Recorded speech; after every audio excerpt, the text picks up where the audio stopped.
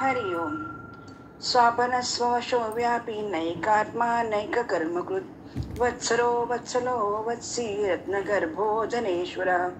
श्री विष्णू सहस्रनाम श्लोक क्रमांक 63 आणि नाम आहे 465. स्वापनः. प्राणीमात्रास अज्ञान निद्रेत झोपविणारा, प्रलय काळात समस्त प्राणीमात्रांना अज्ञान निद्रेत झोपवणारा. अज्ञान म्हणजे ज्ञानाचा प्रलय, रात्र, घोर निद्रा, तमोगुण ही सर्व पापाची निशाणी आहे. प्रत्येक युगांती सर्व मनुष्य विषय विकाराने दुःखी ग्रासलेले असतात. बुद्धिनाश विवेकशून्य प्राणी अज्ञान निद्रेत पोहोचलेले असतात. जीव जोपर्यंत मुक्त होत नाही तोपर्यंत प्रकृतीचा अंश असलेल्या कारण शरीराशी त्याचा संबंध कायम राहतो आणि तो महाप्रलयात कारण शरीरासहितच प्रकृतीत लीन होतो. सर्व भूतानी कौंतेय प्रकृती यांती मामिकाम. गीता 9:7. महाप्रलयात तर जीव स्वतः प्रकृतीला प्राप्त होतात.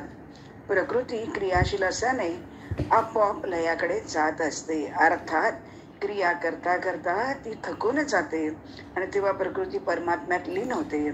अशा प्रकृतीशी संबंध ठेवल्याने महाप्रलयाच्या वेळी प्राणीही आपोआप प्रकृतीत लीन होतात आणि प्रकृती परमात्म्यात लीन होते. जीव जेव्हा कामना, ममता आणि आसक्ती करून स्वतः पतनाकडे, नाशाकडे जाणाऱ्या नाशवान शरीर संसाराशी आपला संबंध मानून घेतो तेव्हा तो पतनाकडे जातो. जीवाने हे जाणले पाहिजे. तर महाप्रलय काळी सर्व प्राणी आपल्या व्यष्टी प्रकृतीत म्हणजेच कारण शरीर मध्ये लीन होतात. व्यष्टी प्रकृती समष्टी प्रकृतीत लीन होत असते आणि समष्टी प्रकृती परमात्म्यात लीन होते. अशा स्वापनः श्री विष्णूंना त्यांच्याच कृपेने समर्पित होऊया. 466. स्ववशः. स्वतंत्र, विमुक्त, अनिर्बंध, स्वायत्त, सार्वभौमत्व, सर्वसत्ताधीश, सर्वांवर अंमल गाजविणारा. सर्व भूतानी कौंतेय मयाध्यक्षेण प्रकृती सूयते सचराचरम. नासतो विद्यते भावो नाभावो विद्यते सतः. समोहम सर्वभूतेषु स्वयमेव एकमेवाद्वितीयम्. भूतभावन भूतेश देव देव जगतपते. चराचरात तो परमात्मा व्यापून आहे. तुझ्या सत्तेने वेदांशी बोलणे, सूर्याशी चालवणे तुझ्या बळे. ऐसा तू समर्थ ब्रह्मांडाचा धनी, वर्म हे जाणून शरण आलो. मेघाने वर्षावे, पर्वती बैसावे, वायूने विचरावे सत्ते तुझे. नामा म्हणे काढी न हाले साचार प्रभू, तू निर्धार पांडुरंगा. नामदेव गाथा 461. असंगोहम असंगोहम असंगोहम पुनः पुनः सच्चिदानंद रूपोहम अहमेवा अहम अव्ययः. मांडुक्य कारिका. मी पुन्हा पुन्हा असंग आहे, मी सच्चिदानंद रूपच आहे, मी खरोखर केवळ अविनाशी आहे, मी कशाशीही लिप्त नाही. हे पुन्हा पुन्हा सांगतो. मी सच्चिदानंद रूप आहे, मी शाश्वत, अमर्त्य आणि अविनाशी आहे. सर्व इंद्रियांवर आपली सत्ता आपल्या ताब्यात वश ठेवणे, जेणेकरून त्या स्ववश श्री विष्णूंना अशा प्रकारे जाणू शकू. 467. व्यापी. सर्व व्यापी, सर्व व्यापक. व्यापित्वात, नत्ययत्वात, सर्वात्मत्वात, देशतः कालतो वस्तुष्टापि छिन्न सत्यम ज्ञानम अनंतम ब्रह्म. तैत्तरीय उपनिषद 2:1. व्यापमे रोदसी पार्थकांतिरभ्याधिका सीताक्रमणाद्वाप्यहम पार्थ विष्णुरित्यम बिसंज्ञातः. महाभारत शांती पर्व 341, 42 आणि 43. अनंत ब्रह्मांडे उदरी अवघी करून दाखवी पिंडी रे व्यापी चिंता तळमळ. तुकाराम गाथा. विठ्ठल जळी स्थळी काष्टी पाषाणी भरला, रीता ठाव नाही उरला. ज्ञानदेव. तो नसे ऐसा ठाव असे कवण, सर्वत्र संपूर्ण गगन जैसे. नामदेव. जेव्हा माया प्रकट झाली तेव्हा तिने आपला संसार मांडायला सुरुवात केली. प्रथम ती आडवी तिडवी वर खाली गोल दशदिशात घुमली फिरली पसरली, तरीही तो व्यापी अंगुष्ठ मात्र जोडला. शेवटी ती थकली निजली व परमात्म्यात विलीन झाली. कणकण मे भगवान. जशी वाऱ्याची मोटळी बांधता येत नाही, अव्यक्त निराकार नाहीच्या आकार, जेथून चराचर हरिसी बजे. भावबळे आकळे एरवी ना कळे, करतळी आवळे तैसा हरी. हरिपाठ. तद्वत हा व्यापी सर्वगत सर्वस्थित असतो. जले विष्णू स्थले विष्णू विष्णू पर्वतमस्तके, ज्वालमाला कुले विष्णू सर्व विष्णुमयम जगत. अशा व्यापी श्री विष्णूंना गोल प्रदक्षिणा घालूया. 468. नैकात्मा. अनेक रूप घेणारा, बहुरूपी सोंगाड्या कैकात्म्य धारण करणारा विष्टभ्याम्यम कृष्णम मेकांशोन स्थित जगत. गीता 10:42. भगवंत जगत रूपाने स्थित आहेत, कारण व्याप्य आणि व्यापक, सूक्ष्म आणि स्थूल, सत आणि असत दोन्ही भगवानच आहेत. भगवान अनंत आहेत, म्हणूनच अनंत ब्रह्मांडे त्यांच्या कोण्या एका अंशात स्थित आहेत. पश्चिमे पाठ रूपाणी शतशोथ सहस्रशः, नानाविधानी दिव्यानी नाना वर्णाकृती नीच. पश्चादित्यान वसून रुद्रान नशुनो मृतः सदा, बोन्यदृष्टपूर्वाणी पश्चाश्चर्याणी भारत. गीता 11:5 आणि 6. भगवंत अर्जुनाला आपले विश्वरूप दाखवतात. शेकडो हजारो अनंत कैक रूप दाखवतात. 12 आदित्य, 11 रुद्र, 8 वसु, 2 अश्विनी कुमार असे 33 कोटी प्रकार, तसेच 49 मरुद्गण. भगवान स्वतःच विराट रूपाने अनेक वक्र नयनम अनेकाद्भुत दर्शनम अनेक दिव्याभरणम दिव्यानेकोद्यतायुधम दिव्य माल्याम्बरधरम दिव्य गंधानुलेपनम सर्वाश्रयम देवम अनंतम विशतो मुखम. गीता 11:10 आणि 11. अनेक मुख, नेत्र, हातपाय, अनेक रंग, अलंकार, वस्त्र, आभूषणे, माला, अस्त्र, शस्त्र, आयुधे, अनंत रूप असणारे, तसेच 4ही बाजूनी मुखेच असणारे परम ऐश्वर्य रूप दाखविले.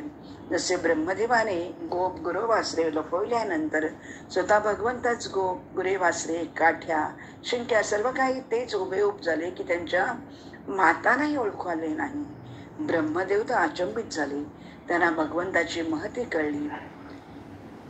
मंदिरात अंतरात तोच नांदत आहे, नाना देही नाना रूपे तुझा देव आहे.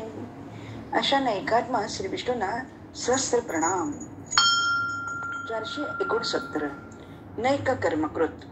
अनेक कर्म करणारा, भूकर्म करता, चराचरातील उत्पत्ती स्थिती प्रलय सृष्टीचक्राचे पालन करताना समाज धर्म बांधणीसाठी अनेक अवतार घेऊन लोककल्याणार्थ कर्मे करणारा.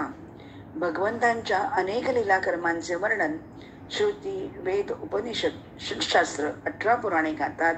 तरीही त्याचा कर्मपट कळणे दुष्कर आहे, कारण भगवंत हा आपल्यासारखा स्वार्थ बुद्धीने फलासक्तीत अडकत नाही, म्हणूनच तर तो नैक कर्मकृत आहे. कर्मण्येवाधिकारस्ते मा फलेषु कदाचन मा कर्मफल हेतुर्भुर माते संकोस्त्व कर्मणी.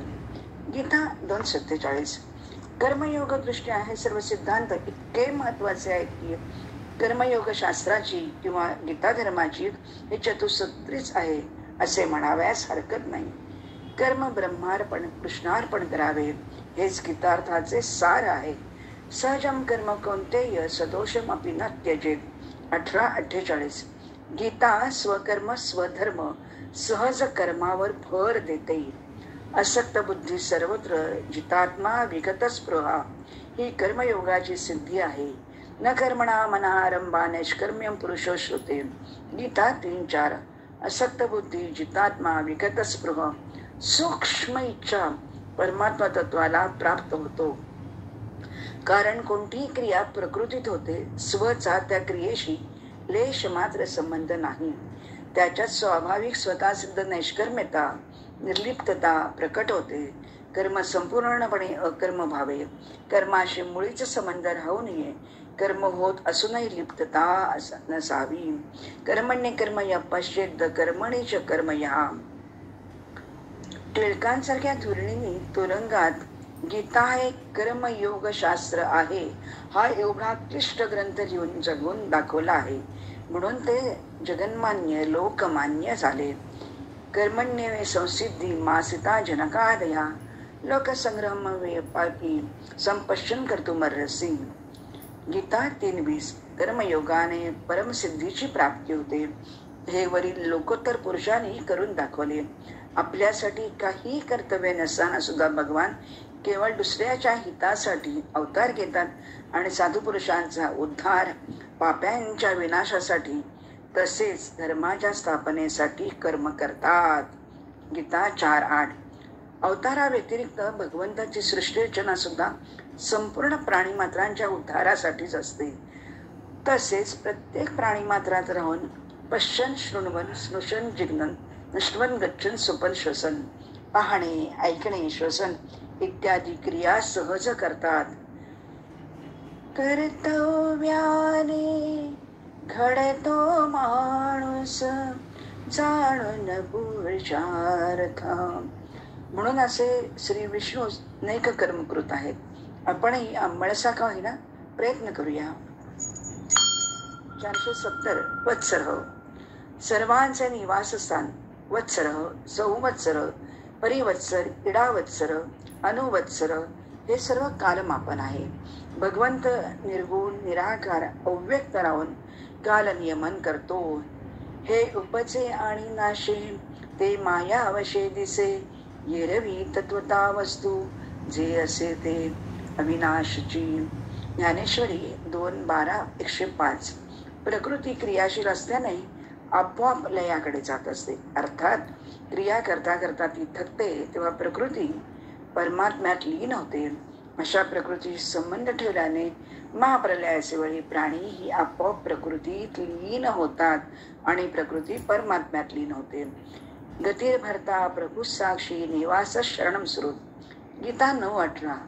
संपूर्ण संसाराचा भरण पोषण करणारा भरता, संसाराचा मालक प्रभू मीच आहे. सर्व काळात सर्वांना योग्य रीतीने जाणणारा साक्षी मी आहे. माझेच अंश असताना सर्व जीव स्वरूपाने नित्य निरंतर माझ्यातच राहतात. म्हणून त्या सर्वांचे निवासस्थान मीच आहे. ज्याचा आश्रय घेतला तो शरण अर्थात शरणागत वत्सल मीच आहे.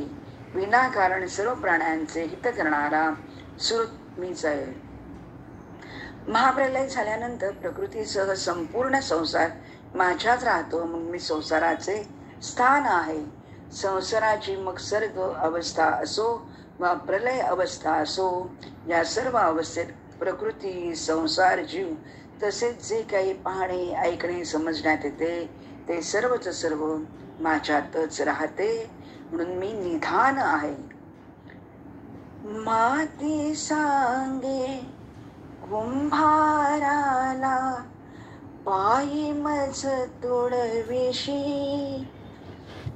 तुझाच आहे शेवट वेड्या माझ्या पायाशी. तुझ्या ललाटी अखेर लिहिले मिलन माझ्याशी.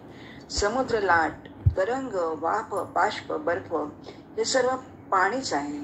सोने, अलंकार, दागिने, मूळ तत्व सोनेच असते. तद्वत अनेक रूप, देही, योनी संपूर्ण संसाराचा लय परमात्म्यात होतो. तद्धाम परमम मम. म्हणून असं श्री विष्णूच वत्सर आहे. 471. वत्सल. भक्तांवर प्रेम करणारा भक्त वत्सल. दिनाचा दयाळू, मनाचा मवाळू, स्नेहाळू, कृपाळू, जनी दास पाळू. तया अंतरी क्रोध संताप कैचा. जगी धन्य तो दास सर्वोत्तमाचा. मनाचे श्लोक 56. भक्तांवर अनुग्रह, प्रेम, स्नेह करणारा वात्सल्य रसाचे मूर्तिमंत उदाहरण म्हणजे भगवंत. भगवंत सदैव भक्तांच्या हृदयात वास करीत असतो. त्याचा योगक्षेम सांभाळतो. त्यांना सुखात सुधारण्याची संधी देतो. अंबऋषी कारणे गर्भ वास चोसीशी. अंबरीश राजाच्या अकटो विकट भोक्तीमुळे दुर्वास ऋषींवर सुदर्शन चक्र सोडले.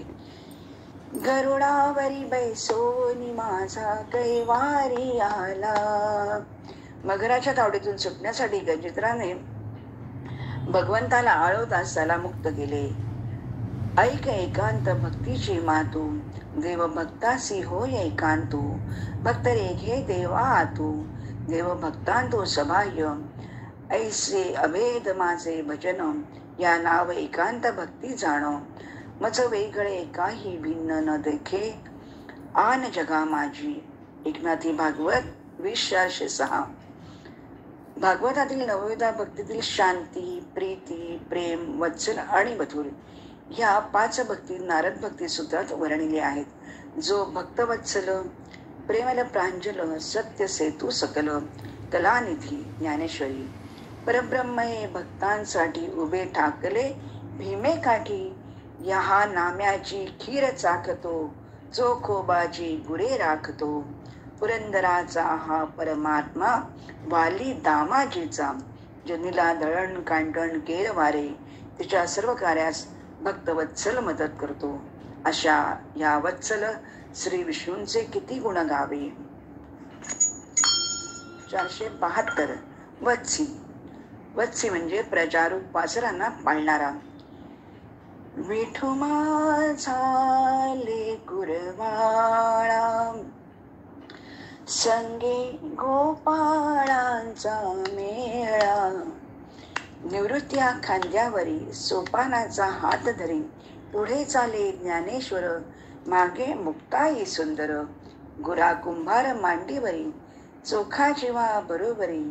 संत बंका कडेवरी, नामा करांगोळी धरी. जनी म्हणे गोपाळा, करी भक्तांचा सोहळा. असा सर्वांना सांभाळणारा कृष्ण मथुरेत जन्म घेऊन गोकुळात गोपाल म्हणून राहिला. गोवत्स धेनू गाय जशी आपल्या बछड्याला वासराला दूध देते, त्याचे पालन पोषण संवर्धन करते, तद्वत भगवंत आपल्या चरातील सर्व जीवांचे रक्षण करतात. एक पायाचा धर्मरूपी बैल व आसवे घालणारी गोरूपी पृथ्वी माता भगवंताकडे जातात. बराजी रूपातील दैत्य, दानव, राक्षस पृथ्वी मातेवर अत्याचार करीत असलेला कथन करतात. भागवत. म्हणून वराह रूप म्हणजे वर अधिक आह अवतार घेऊन हिरण्याक्षाला मारून पृथ्वीला पाण्यातून वर आणून स्थापन करतात, म्हणजे तिचे रक्षण करतात. भगवंत परित्राणाय साधूनाम विनाशाय च दुष्कृताम. गीता 4:8. अशा आपल्या पुत्रवत प्रजेसाठी गोकुळात अवतार घेऊन अनेक लीला करीत दुष्टांना यमसदनाला धाडतात. मुख्यतः जीव मात्रांवर कृपा करण्यासाठीच भगवंताचे हे अवतार व ही कर्मे असतात. म्हणून भगवंताने गीतेत आपल्या अनेक विभूती अवतारांचे वर्णन केले आहे. माता जशी आपल्या लेकराला खाता यावे म्हणून एका घासाचे छोटे छोटे घास भरवते ज्ञानेश्वरी, तद्वत भगवंत जीवाच्या छोट्या मोठ्या इच्छा पुरवतो व त्याला नराचा नारायण होण्यासाठी ज्ञान देतो. म्हणूनच तर विठू माऊली तू माऊली जगाची, विठू माऊली तू माऊली जगाची. अशा वत्सी श्री विष्णूंकडून लाड करून घेऊया. 473. रत्नगर्भ. रत्नगर्भ म्हणजे रत्नयुक्त समुद्र रूप. रत्नाकर रत्नयुक्त भांडार, रत्नालय ज्याच्या उदरात रत्नांचा साठा आहे. भूगर्भ, हिरण्यगर्भ पृथ्वीच्या पोटात विविध रत्नांचा साठा आहे. ती रत्नांची खाण आहे. माती, खनिजे, डोंगर, जंगले, वनस्पती, वनौषधी, वृक्ष, वेली आणि मुख्य म्हणजे जलस्रोत समुद्र, नद्या आहेत. देवदान संग्रामात समुद्र मंथनातून हलाल विष, कामधेनू, ऐरावत हत्ती, कौस्तुभ, उच्चैश्रवा, पारिजात, सुरा, अप्सरा, चंद्र, लक्ष्मी, शंख, धनुष्य, धन्वंतरी, अमृत अशी 14 रत्ने गर्भातून मिळाल्याचा उल्लेख सापडतो. जेव्हा प्रलयाची वेळ येते तेव्हा राजा सत्यव्रत पृथ्वीवरील सर्व बीजे आणि सप्तर्षींना एका नौकेत बसून मत्स्यरूपी भगवंत समुद्रातून त्यांना घेऊन जातात. वादळ शामल्यावरती एका सुरक्षित स्थळी नेतात.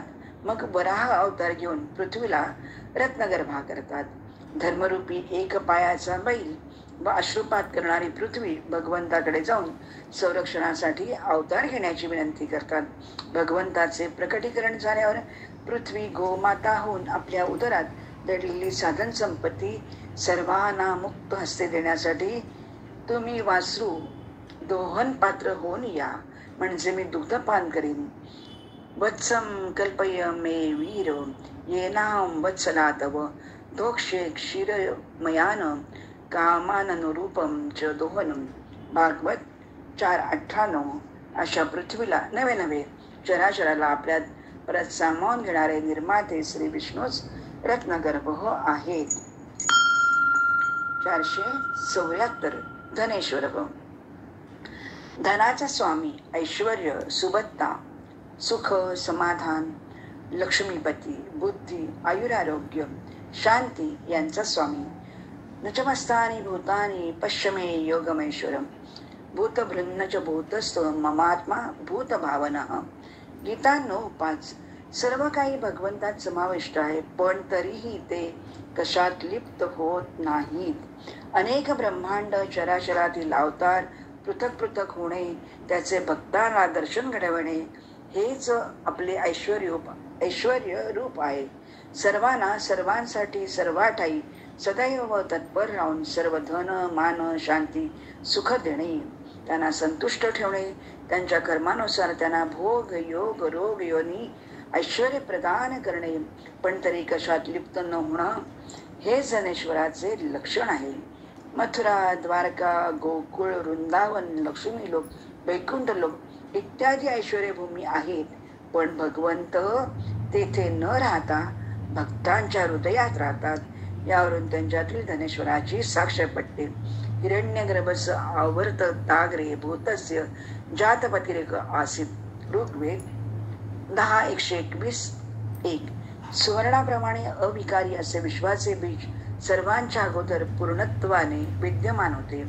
अशा स्वरूपाचा तो परमात्मा प्रकट होताच सर्व चराचर वस्तूंचा एकटाच अधिपती झाला. त्यानेच ही पृथ्वी व जीवलोक धारण केला. अश्वदायी गोदायी धनदायी महाधने धनम मे जुषताम देवी सर्व कामांश देहि मे पुत्रम पौत्रम धनम धान्यम हस्ते हस्ते अश्वादी गवे रकम. श्री सुक्त. या नश्वर ऐश्वर्यासाठी कामुक जीव लक्ष्मीची आराधना करतो, पण धनेश्वर अशा लक्ष्मीपतीची प्रार्थना करून शाश्वताची अपेक्षा करीत नाही. जेथे धनेश्वरपती श्री विष्णू तेथेच त्यांची पत्नी लक्ष्मी सुखनैव निवास करते. म्हणून धनेश्वर श्री विष्णूंची कृपा संपादन करून घेऊ. अशा प्रकारे श्लोक क्रमांक 63 आणि नाम 474 येथे संपन्न झाली. हरी ओम.